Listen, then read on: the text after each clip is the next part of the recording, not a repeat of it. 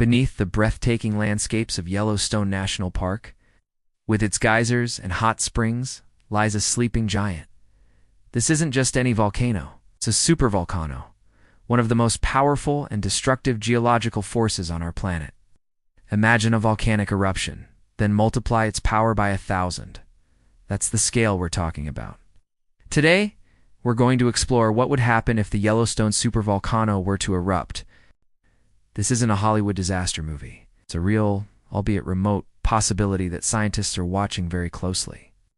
To understand the threat, we first need to grasp what a supervolcano is. Unlike the cone-shaped mountains we typically picture, a supervolcano is a massive underground reservoir of magma, sometimes spanning dozens of miles. When it erupts, it doesn't just spew lava from a peak. The entire ground surface above the magma chamber can collapse, creating an enormous depression called a caldera. Yellowstone National Park itself is situated within 3 overlapping ancient calderas, scars from past supereruptions. Geological records tell us that Yellowstone has had 3 colossal eruptions in its history. The first and most massive occurred about 2.1 million years ago.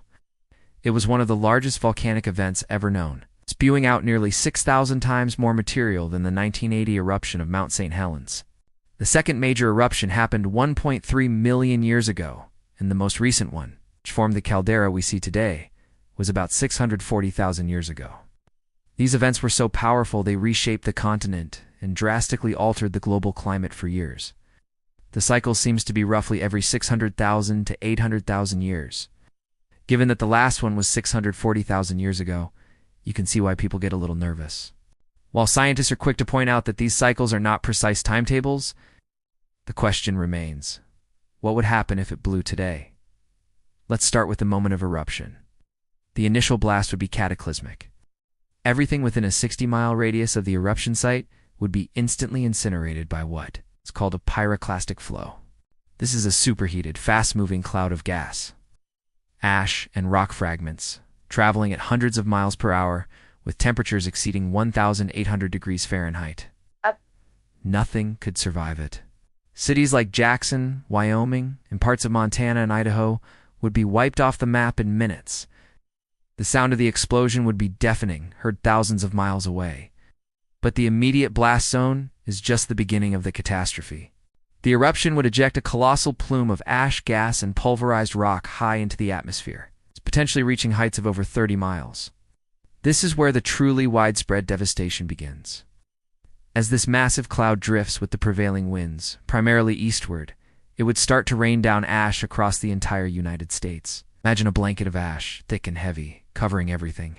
States closest to Yellowstone, like Wyoming, Montana, Colorado, and Utah, could see several feet of ash accumulate. Further east, cities like Denver and Salt Lake City would be buried.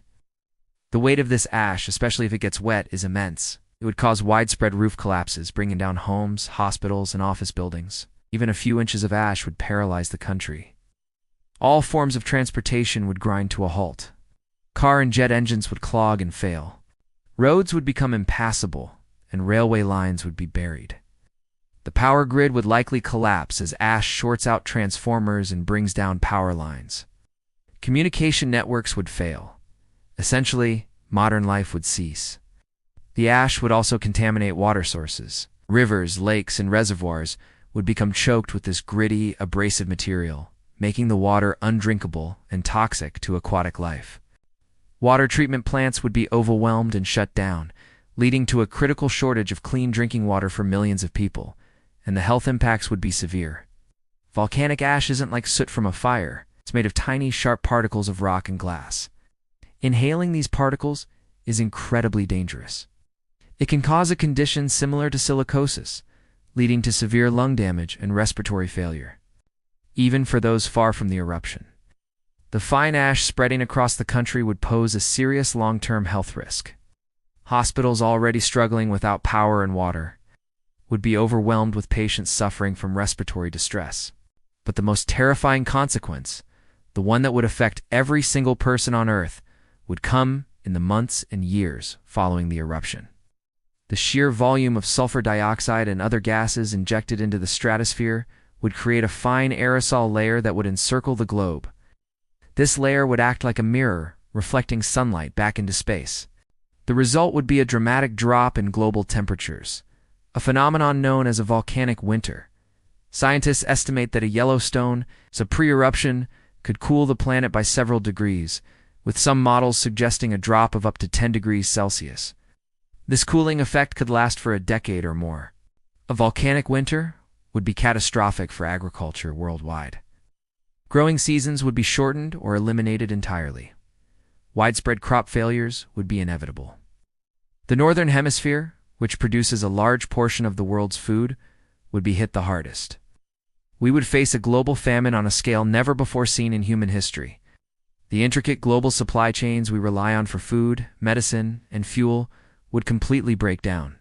In the face of starvation and the collapse of infrastructure, societies would likely unravel. Mass migrations, resource wars, and social chaos would become the new reality. It's a grim scenario, one that pushes the boundaries of what we can even imagine. The world we know would cease to exist. So how likely is this to happen? Fortunately, the United States Geological Survey and other institutions monitor Yellowstone with an incredible array of instruments. They track ground deformation, seismic activity, gas emissions, and temperature changes in the ground. They have a very good understanding of the volcano's plumbing system. The good news is that they see no signs of an impending eruption. However, smaller, less destructive hydrothermal explosions or lava flows are much more likely, though still infrequent. These would be significant local events, but wouldn't pose a global threat. The chilling reality is that if a supereruption were to begin, there is absolutely nothing we could do to stop it. The forces at play are far beyond anything humanity can control. You can't drill into the magma chamber to relieve pressure. The scale is just too immense, and any attempt could risk triggering the very event we're trying to prevent. The Yellowstone supervolcano is a humbling reminder of the immense power of nature. It operates on a geological timescale that dwarfs our human experience. While we go about our daily lives, this giant sleeps beneath one of our most beautiful national parks. It's not something to lose sleep over every night, but it is a real, powerful, and ever-present force of nature. It highlights our own vulnerability and the importance of scientific monitoring to give us as much warning as possible if the sleeping giant ever begins to stir. Thanks for watching. If you found this journey into the heart of a supervolcano fascinating, be sure to hit that like button. And subscribe for more deep dives into the wonders and dangers of our world. We'll see you in the next video.